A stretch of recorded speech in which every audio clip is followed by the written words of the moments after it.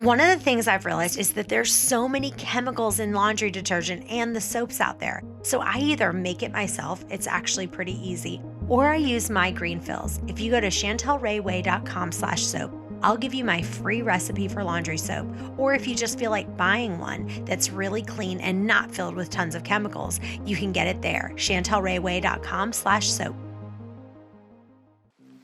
Hey guys, I'm on my way home from being on national TV talking about intermittent fasting, and I'm answering the question, does intermittent fasting help you lose weight? Maybe you guys have tried intermittent fasting and lost some weight, but now you might just be stuck in a rut where you're not losing as much as you want.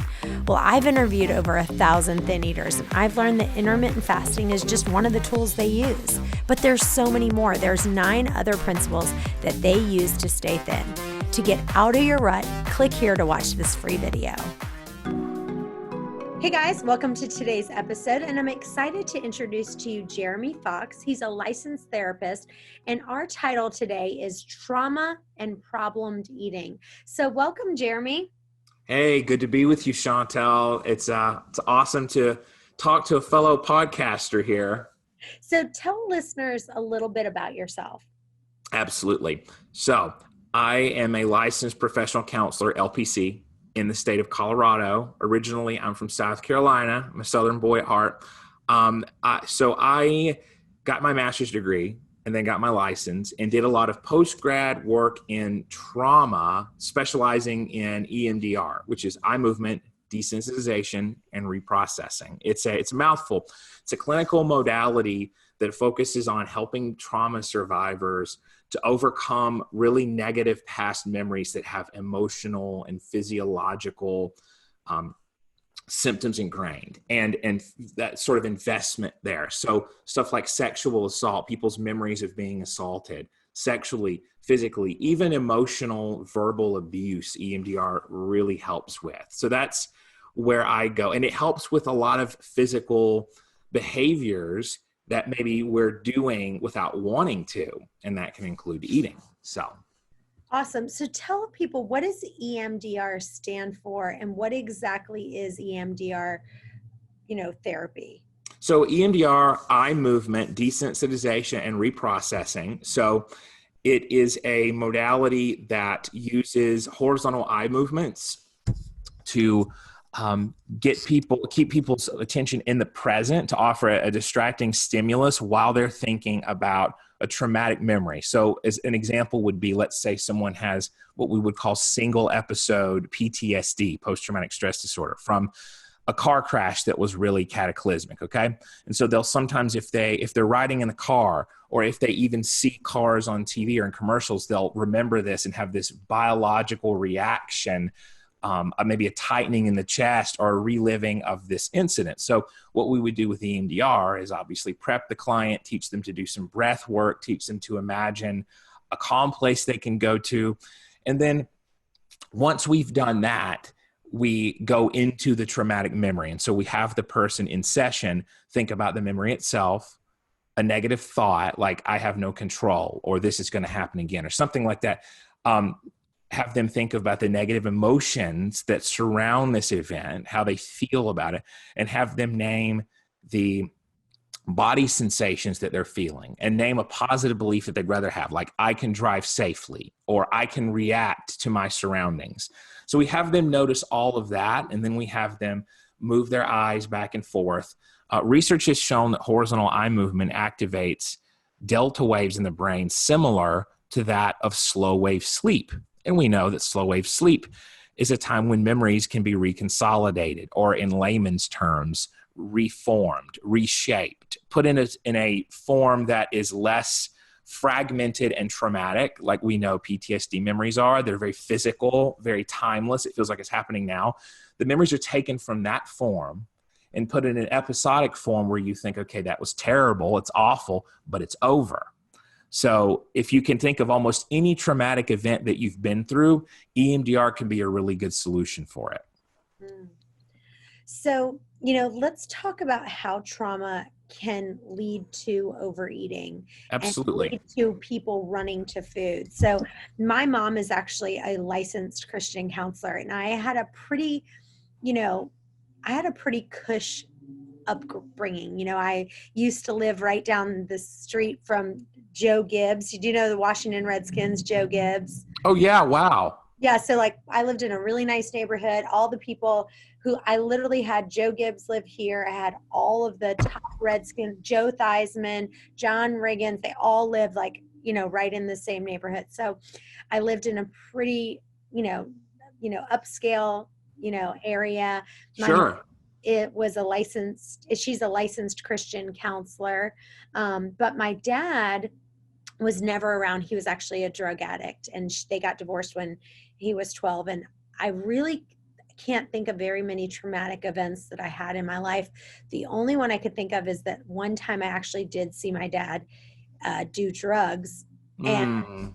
and so that was a little bit traumatic. But besides that, I really didn't have a traumatic upbringing that I can think of. The only thing I was thinking of that for me, because obviously I used to run to food. That was my go-to, right? Okay. My go-to was I would run to food whenever I was stressed. And so, the things that I can think of is that one of the things my mom used to do when I was younger is if I was having a bad day at school, she'd be like, do you remember TCBY? Like, do you know that place? The yogurt? Yeah, the yogurt place. Yes, of course I do. So she'd be like, let's go to TCBY and get a yogurt, or, like Mm. a snack. I mean, that's the only thing I can think of is how did I get to a place? So obviously a lot of people who are listening to this podcast struggle with overeating, binge eating. They run to food just like I used to do. They ran to food every time they were stressed. So what are some of the things that I've said that maybe, the other thing my mom used to do is like, she used to make super, super healthy foods. Yeah. And she would make things like turkey enchiladas that were disgusting. And when I was at school, she used to I would have like tuna fish on whole wheat, and never gave me any sugar. Like if I was good, I would get 2 or 3 M&Ms. Like she really restricted how much sugar I got because she was always trying to get me to eat healthy, but Okay. it was to like an extreme, right? Because it Yeah. was like, you don't give, she'd be like, okay, you can have 5 M&Ms or 5 Skittles if you have good behavior, Yeah. So I feel like when I was younger, I always felt a little bit deprived. So I think that once I, got out on my own, it was like, okay, any chance I can to have something sweet, it was like, okay, I'm going to have something sweet. So name some kind of things that maybe you can think of that maybe like that, or other things that you've seen people of. This is why, like, what causes someone to run to food while the next guy says, oh, I'm stressed, I'm going to alcohol? Well, that's a great question. Wow. So much that we can go off of here. So before I get too ahead of myself, I want to let listeners know that there's a whole protocol in EMDR. So we call the different scripts that we use, the different kind of loading mechanisms of questions and things to bring up memories, we call them protocols. So there's the standard protocol, which is what I went through of take the memory, take the thoughts, emotions, body sensations, the negative belief you have and the positive belief you want to have, throw them together, focus on the negative emotions, thoughts, the event itself. That's the standard protocol, okay? There's one called the desensitization of triggers and urge reprocessing, or DETR protocol, created by a famous EMDR clinician, famous, in our world of EMDR, named AJ Popke. So the Popke's DETR protocol actually helps to desensitize a lot of the memories and reinforcement associated with certain behaviors. So problem gambling, sex addiction, food addiction, alcoholism, all of that can be targeted with EMDR, with the specialized addiction protocol we have, by the way, that works not just for substances, but for behaviors. As we know, food addiction and internet addiction, sex addiction, those things are all behavioral addictions, because there's not strictly, and you could argue with food or with food, there's literally substance you're intaking, but it's not the same thing as substance abuse diagnostically. So we're not going to get into all that. But what you went over there is you installed, so what you did is you paired a positive feeling of comfort with your mother and a positive sort of safety with food, literally. So that sort of, you would go, what we do a lot of times in life is we seek out events and stimuli that remind us and that load our memories, like putting on a playlist, right? Like a playlist of memories. So when food, when eating kind of cues up that emotional playlist of positive feelings and sensations of being safe, then you're going to keep doing that. And that's the same thing with if someone develops any other kind of addiction where it's paired with some kind of experience with a set of memories. That's why it's so important people are trying to get over any kind of addiction, to actually avoid people and places that remind them of it, because it's going to cue up those memories and it's going to make that urge to engage in the addiction even stronger, right? Because memory is very associative. So when you associate love with blank, that becomes problematic. So people can associate sex and love where they have sex addiction, where only when you're in the throes of that do you feel love. And then they can kind of seek that out in places where maybe the relationship is unsustainable. Okay, that's a big thing people do. So with food, same thing. You're going to seek out food. Now, it's not exactly the same thing, obviously, but it's the principle of doing something that makes you feel safe. One of your recent podcasts with Dr. Patel from the Living Proof Institute, he spoke about how eating, sugar quells the cortisol release during stress. So stress eating is scientifically at that point understood, right? We know during stress, if you quell that with sugar, and then on top of that endogenous effect of sugar itself, it being somewhat of a cortisol remover, when you associate sugary foods with love, oh my gosh, how is it that we wouldn't get problem eating, right? Of course you're going to have that. So with EMDR, what we do is have people notice a memory, a trigger, of when they would feel like they need to eat or overeat, right? So it would be something like, I'm feeling very stressed and I really want to reach for the cake. And it's like, okay, so notice that. Notice the urges you're getting, the feelings, okay? Eye movement, thinking about that. Then the person starts to notice that they have that urge less and less. You're desensitizing that trigger, the urge.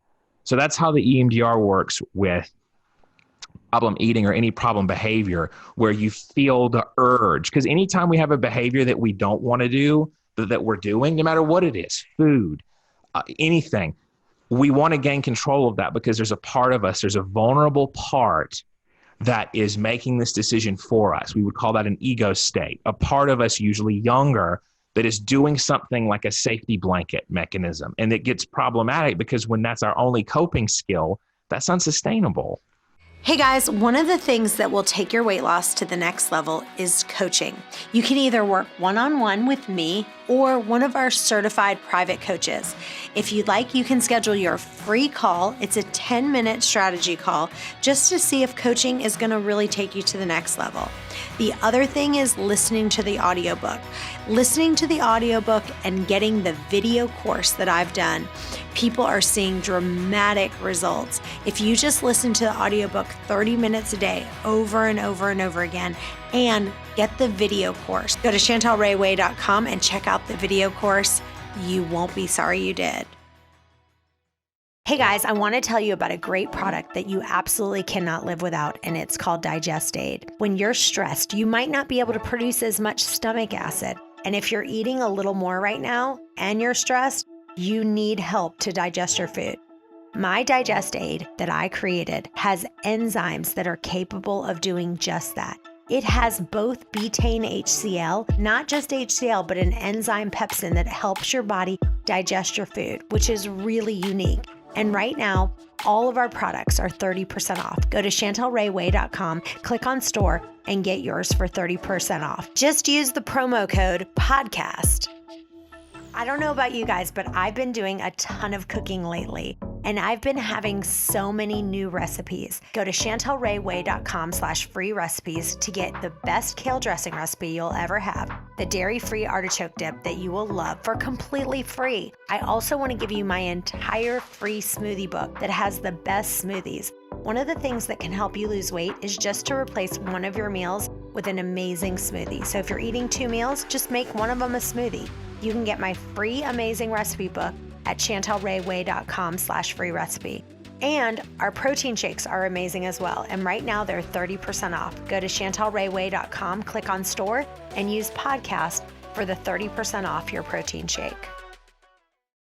You know, a lot of people, so for me, my family, my mom is American, but my dad was Iranian. And so all my aunts and uncles and everything were Iranian. And the thing with people who are Iranian, they associate food with love. So people joke me all the time, because if you come to my house, when I tell you, it will be a smorgasbord. And they'll joke because sometimes I'll be fasting. So I might put all this food out, because the other night we had dinner and we had people over, and I had already had a big lunch that day, and I decided I wasn't eating dinner.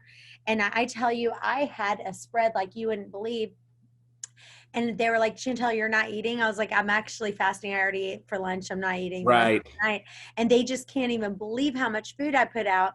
Right. In my mind, like, that's what you do, right? That's what they do. When you come over, it's this huge spread. And that's how you show love, is by feeding people. And so Right. my husband says that all the time. Like, people will come over and he's like, that's how she shows love. She just loves to feed people. Yeah. So I just love that you said that. It's like when you associate X with love. So somehow I have, in my upbringing and everything, I have associated that when you give people food, that's when you show them love. Right. And there's nothing innately wrong with that at all. I think we can go way too far. I mean, I live in Colorado right now, and that is a very healthy eating state. And to the point that some restaurants will have like artisan sodas and things. People will really calorie count. And I think you can get too far with that. I think naturally, developmentally, across the development of human culture, gathering around a table and eating and enjoying that fix on sugar, which again, one of your previous guests said would have been fruit, can be very cathartic and helpful. It's that our food has decreased in quality and increased in additives.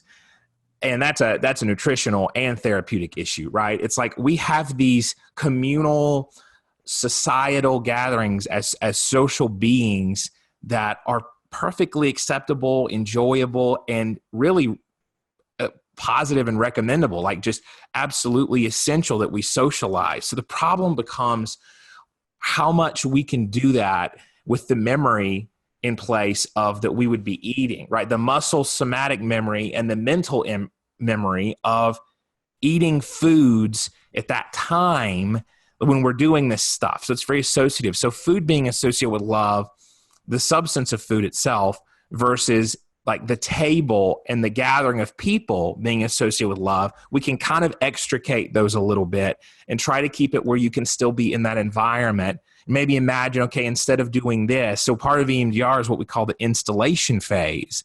And so when we desensitize or take away that trigger urge to overeat or whatever, to eat a bunch of sugar, and we imagine, okay, what am I going to do instead of that? And you can imagine, okay, I'm going to sit at the table, I'm going to have black coffee, and I'm going to talk, and I'm talking to my aunt right now, I'm talking to my uncle. You imagine what you want to do instead of unconscious eating or drinking, right? And so that also, by the way, gets into alcohol. You said, why would some people get addicted to eating and others alcohol? Well, so some of what different nutritionists and naturopaths are getting into now is that like alcohol addiction is actually a form of sugar addiction, because there's alcohol can get converted into the yeast in alcohol, right? And a lot of the sugary additives, people can really be addicted to that. And so it looks like a masquerading not only as alcohol addiction to the actual effects, the inebriation, but to the sugar in the alcoholic drinks. That's something to look at. People with a sweet tooth can easily have a problem relationship with alcohol. But I think we just talked about that pairing of love with whatever, or the feeling of relief or being able to avoid stress by doing X, whether that's eating or drinking alcohol. It's just what someone finds first and how much it suffices. So if someone really gets a lot of comfort from food, they may stick with that as a problem behavior. If that's something that they got a lot of comfort from. But if they maybe drank alcohol and really blunted things out, blunted trauma out, and they need more distance from those memories, they may have more of a problematic relationship with alcohol. So it kind of depends on the level of trauma versus kind of the availability of the substance.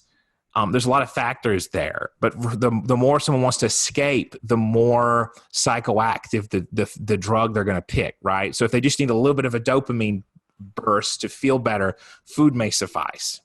That makes sense. Yeah, one of the ways I've been able to help heal my food addiction is that before I put one bite of food in my mouth, I ask myself, am I physically hungry right now? Is my stomach growling?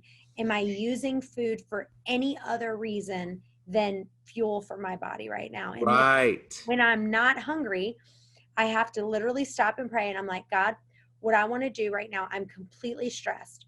I want to run and eat an entire pizza and pan of brownies right now. But I'm going to ask that you take that urge away, help calm me down. I'll quote Bible verses. I'm going to go take a walk. I'm going to go take a hot bath. I'm going to listen to worship music. And then after so many times of me not using food for my go-to, now I'm like, if I'm stressed, I'll grab Heather and say, let's go out for a walk right now. I just need to get out of the office. And you're creating other habits to do that. Can you talk about any other things that you can do? So let's just pretend like right now, somebody is just like, I feel like everybody right now that I'm talking to, yeah, everything going with COVID-19, right? Absolutely. They're like, they have all these memes that they have where they have these fat babies and they say like, me after eating all my COVID-19 snacks, Oh yeah. Yes. So what can someone do? Like, well, let's say right now they're completely stressed. They're out of a job. They don't know where they're going to get their next meal from, and they're stressed. And their first go-to is to run to food. Okay. Tell us some self-talk they need to do right at that moment. Well, that's a great point. So first of all, I'm going to go with some tried and true dialectical behavior therapy, which that's an amazing modality for your listeners to get into. You can do it yourself. EMDR, it's not recommended that you desensitize stuff on your own because it can bring up past memories and trauma. But with something like DBT therapy, DBT therapy is redundant. It's a modality that helps you to notice mindfully your urges and things that come up. So first of all, I would say, notice that desire. Notice where you feel it in your body. Okay. Maybe the desire in your arms to even reach out, the feeling in your throat of tightness, and just breathe to the count of 4. So do what we call square breathing, which is breathe in to the count of 4, hold that in breath to the count of 4, exhale to the count of 4, and then hold the exhalation before inhaling to the count of 4. So it's like you're imagining a box of 4 seconds each way around there. So you can engage that parasympathetic nervous system to calm oneself by breathing to that 4 count for 40 seconds. Okay. And that's any slow breathing will engage the parasympathetic nervous system, which for listeners out there, I'm taking for granted they've listened to your other podcasts, but the parasympathetic nervous system is the rest and digest sort of relaxation branch of the nervous system, right? And the sympathetic branch is the kind that's responsible, that works with the brain in the fight or flight response. So that's what you want to get away from. You want to get into the parasympathetic system. So if you're feeling extremely stressed by current events, stop, take a moment to feel compassion for those urges in your body, breathe in and out slowly, make it about 40 seconds to a minute, and then determine, what you're going to eat, what you're going to do next, and go from there. So if you still have those urges, then you think, okay, what can I do right now? So notice the source of the stress too. Okay. So do some breathing, try to get into your frontal lobe by calming yourself, getting in that parasympathetic system, and then notice what can you do right now? What is possible for you to plan at this moment? If you don't, so use the example of someone who's out of work. So did you sign up for unemployment? Okay. Are you hearing back on that? Is there something you can do to get in touch with a supervisor to follow up on a lead? Is there something you can do on a very small way to get back into some control of your life? Can you work remotely? Can you engage in a sort of routine, a mindfulness routine that even gives you control of your own breath? So controlling your own breath in response is really an unconscious way to take control of a stressful situation, because you're noticing, I can control my body's response to this, if nothing else. And then noticing small action steps, right? I think you used that term in one of your recent podcasts because you gave some tips for dealing with stress. And I like that because that's what we tell clients to do, is to focus on the smallest achievable steps in different situations. There's a therapy called behavioral activation therapy that I really like, that I would encourage listeners to research. BAT. It's the distillation, you can imagine, like CBT therapy. It distills down the most helpful elements. So behavioral activation is doing things in spite of your mood.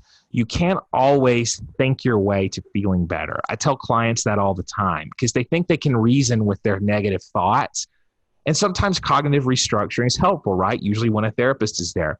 But if you're having some negative thoughts that are irrational and just aren't going away, why not go do some high impact training or running? Or if you are not in the physical capacity to do that, any sort of exercise, anything to go against your mood, what your mood's telling you, because feelings aren't always conveying accurate data.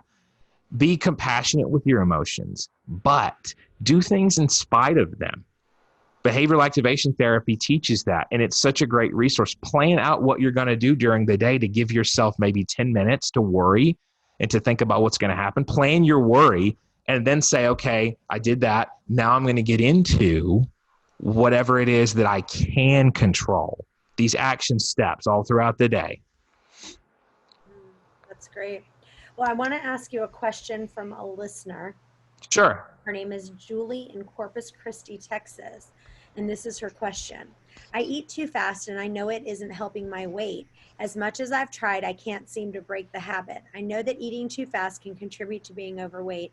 And I read an article that it says that you can be 3 times as likely to be overweight compared to someone who eats slowly and modestly. I need some tips. I've tried everything. I think my father being in the military and some past trauma and hurt from my childhood has something to do with it, but I can't put my finger on it. What are things that I can do to help me slow down? Julie in Corpus Christi.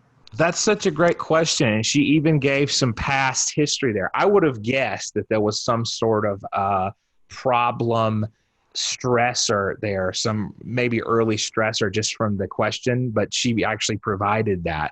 So what I would say is, one of the biggest issues that gets in the way of clients, of patients actualizing therapeutic tips is that their mind, they go back into these ego states, these ways of functioning from earlier in life, and are not able to, they're not snapping out of that. So an ego state is just the accumulated sort of defense mechanism that you've reinforced. So you can imagine a small stream that then grows larger as it cracks and erodes the surrounding soil. And you've got like this stream. You can imagine that as these neural networks, you're strengthening them. So it's basically, okay, get upset, eat quickly, get upset. And it's a very childlike mode. So it accompanies usually a specific way of behaving. So like impulsively and out of fear. So you have like a fearful child ego state, because that's a series of neural connections that